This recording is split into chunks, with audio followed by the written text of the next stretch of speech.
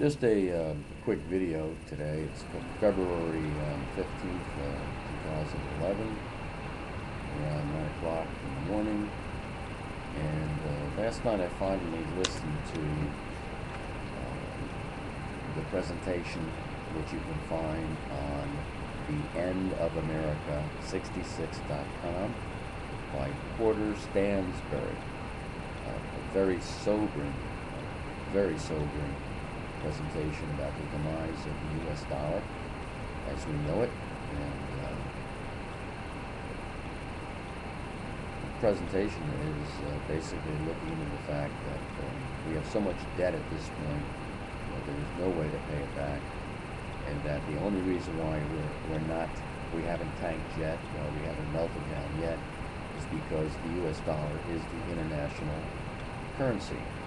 And there are already signs that people are trying to get away from the U.S. dollar. The Chinese, who I guess hold the most U.S. debt, peaked out some time ago as to how much debt they hold in U.S. dollars. They're bailing out of it. And I don't know about you, but I heard reports in the major news markets about the fact that the various people, such as the Arabs, China, Japan, they're all getting together and saying, hey, we're not going to be stuck with these U.S. dollars. We want to trade in either some other universal monetary program similar to, I guess, the euro, but we don't want to deal in U.S. dollars. Apparently, even some major Mexican banks will not take U.S. dollars as deposits, they're saying, because they don't want to be involved in money laundering or the rest of it. But they know that something is going to happen within the next 12, 24 months, major. And as much as we want to put our head in the ground and say it's not going to happen, it will happen. And just as the first crash was fairly predictable, I have been talking about that, not that I'm any luminary, but it's plain new, and everything you buy is made in China, that there really aren't any jobs here. And as far as our industrial capacity, I'm told that, in fact, yes, that our industrial capacity is not going down as I thought. It's just a matter that they don't need that many jobs for this capacity, because much of the stuff is automated and they use robots. And so they're at a point now where people are finding out that they spend hundreds of thousands of dollars on an education which they can't use, and the banks want to get paid. There are many very smart people saying that instead of giving your kids money for college, you're better off investing money in some sort of foolproof investment plan so that when they retire, they will have the nest egg to retire on. But now, with the demise of the dollar, this Porter from Stansberry is saying that you really have to diversify and have investments in different currencies, because the U.S. dollar is going to tank. They indicate that the euro is not going to be much better. We also spoke about silver. There's a ratio of 16 to 1. Typically, throughout history, gold has been 16 times more valuable than silver. Right now, I believe it's 50 times more valuable than silver ounce per ounce. So therefore, getting a hold of some silver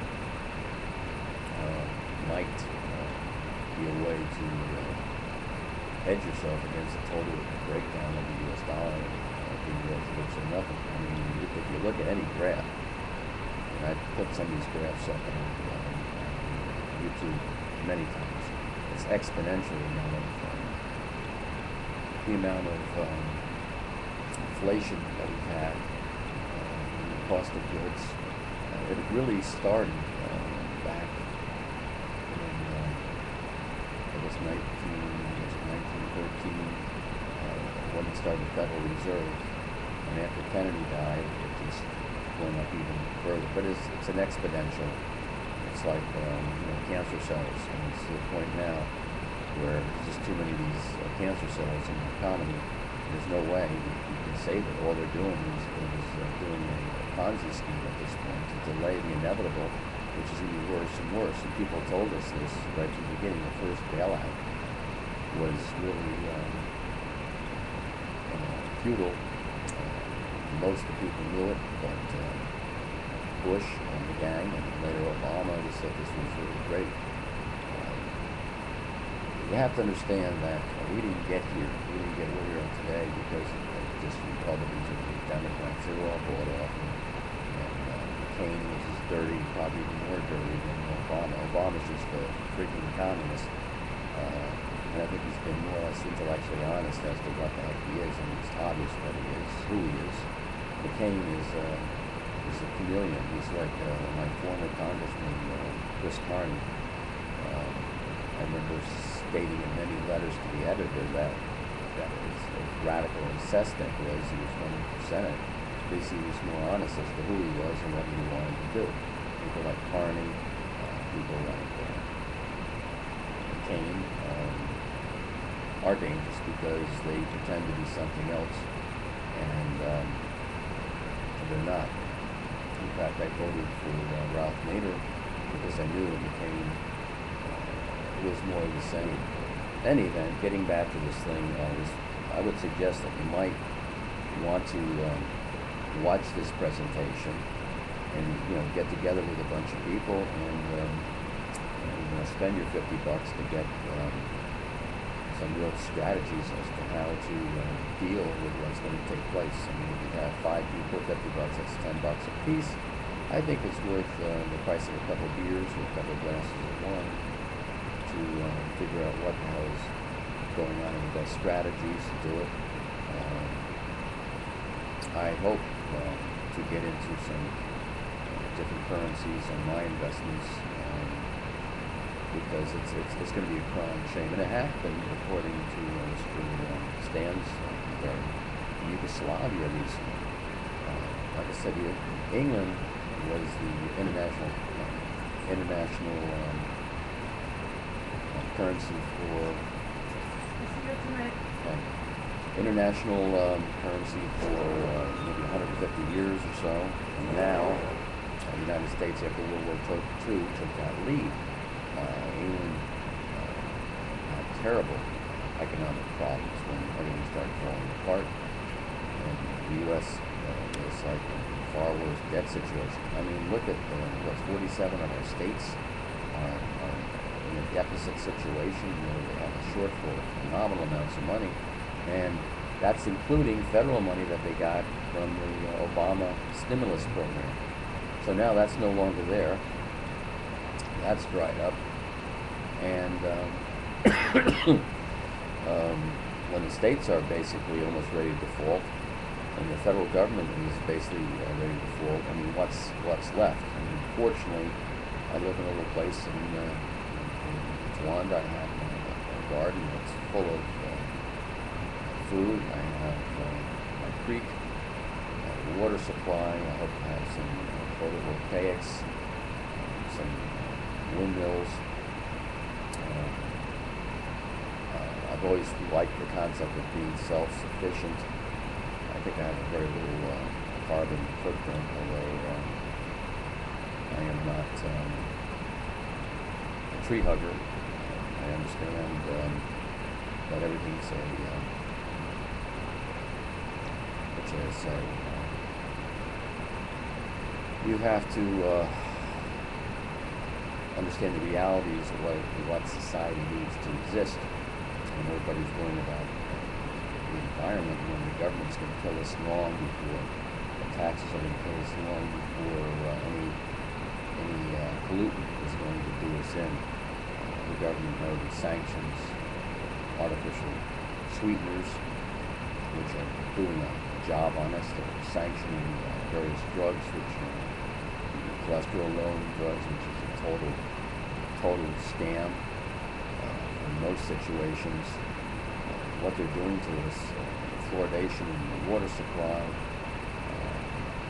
goes on and on and on.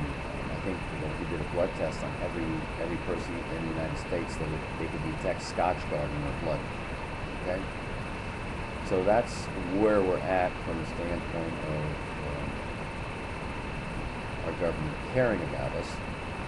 Our function on this planet is to pay taxes and to, I guess, die as soon as possible after we stop paying taxes. But in the meantime, I guess it's the function of the medical complex to extract every last penny from us before we die. So there's nothing left. So this quality of life that we have, I think that the average American is sick for half his life expectancy, lifespan. We rank, I think, 50th in longevity. We spend the most in medical expenses and in healthcare, and yet we rank 50th worldwide in terms of longevity when all the other countries spend significantly less, maybe half of what we spend on average, and they live longer. When you look at Canada, they live several years longer than the average American, and yet we always say, oh, look at those poor Canadians, they have to come down to the United States for treatment and they die up there. And even when the Canadian government ignores them, ignores these people, delays their tests, delays their operations, they still live longer than us. What does that tell you? What does it tell you when European countries won't take our meat? And what does it tell you when they're pushing this genetically modified food? In India, they don't talk about 100,000 Indian farmers committing suicide because they were sold a false promise of great crop yields. They didn't realize in order to use this stuff, they had to use more insecticides, they had to use more fertilizers, they couldn't afford it. But I'm rambling off here on a lot of different subjects, but ultimately it's all related about some corporations such as Monsanto, which is connected to Rumsfeld, this NutraSweet crap, which is related to Rumsfeld. We're looking at major grabs, power grabs in terms of food. And when the U.S. dollar drops into nothingness, how much do you think our food's going to cost? I mean, how much of our food is flown in when the price of fuel skyrockets in U.S. dollars? So what do you think is going to happen? We're talking major chaos. I totally feel sorry for the youth today. They've been brainwashed into a mindset of just shopping malls and nothingness and rock stars, drug-crazed rock stars, celebrities all in rehab. And it should be obvious to you that there's something definitely wrong. Anyhow, I'm going to end this thing. I hope the police investigate Martin Sheen's supply of cocaine, where he got it from, but they won't. He's already out of rehab. I guess he's going to continue to inspire our children like the rest of these people. Probably that's the reason why the Taliban wants to exterminate us, because of the fact that they don't want their kids to be exposed to the same crap that our kids are exposed to. It's a horrible thing to say, but they can see the decadence society that we have. It stands for nothing.